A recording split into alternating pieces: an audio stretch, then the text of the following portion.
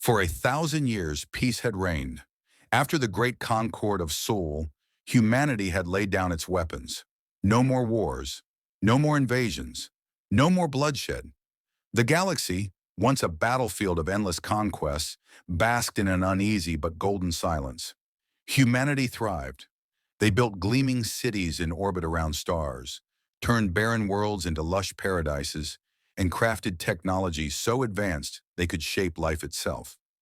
The old war machines were decommissioned, relics placed in museums or left to rot on forgotten moons. And so, when the Dravic Confederacy declared war, the entire galaxy froze. The Dravic were old, older than Earth itself. Massive reptilian beings, armored in scales harder than steel. For millennia, they had nursed their bitterness, hiding in the shadows, rebuilding their fleets, waiting for the right moment to strike. That moment had come. Their message, broadcast across all known space, was simple. The humans have grown soft. The peace has made them weak. We will remind the galaxy who rules. The response from Earth came 12 minutes later. Laughter, not insults, not threats, just laughter. At first, the Dravic were confused. They assumed it was some form of defiance, a strange human ritual before surrender. They accelerated their attack plans, deploying fleets the size of continents. Their armadas darkened the stars.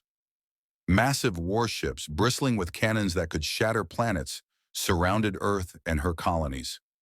A spectacle watched by trillions across the galaxy. Humanity's reaction? They threw parties. Cities lit up with fireworks. Streets flooded with people dancing and singing.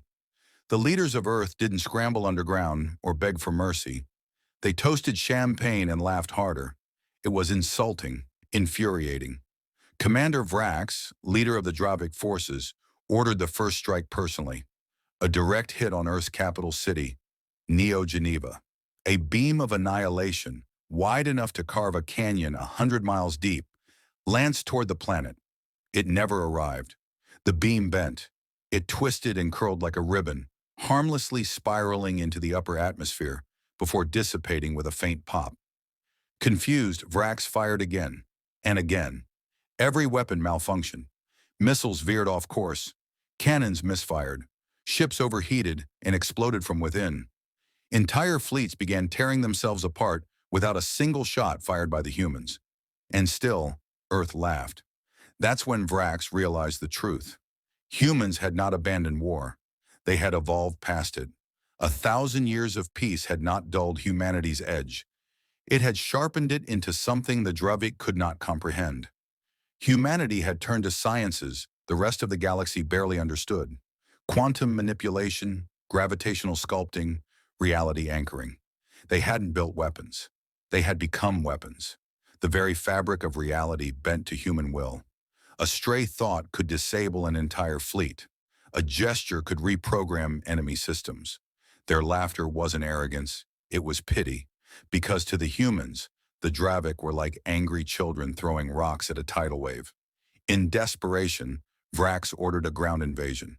Perhaps humanity's soldiers, so long at peace, would falter in direct combat. They never even made it to the surface. As Dravic drop pods entered Earth's atmosphere, they simply stopped, held in place by invisible hands. Some crumpled like paper balls, others gently floated back into orbit before being flung into the void at impossible speeds. The galaxy watched in awe and horror. When Vrax finally realized the scale of his mistake, he ordered a full retreat. It was too late. Not because the humans chased them. No, they simply let them go. Because from that moment onward, no Dravic ship could travel faster than light. Their hyperdrives shattered. Their wormholes collapsed.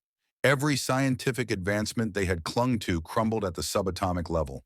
Humanity had simply decided, you no longer get to participate. The Dravic Confederacy collapsed within a week, devolving into isolated tribes bickering over scraps of their once mighty empire. And humanity? They went back to their parties, their celebrations, their endless laughter.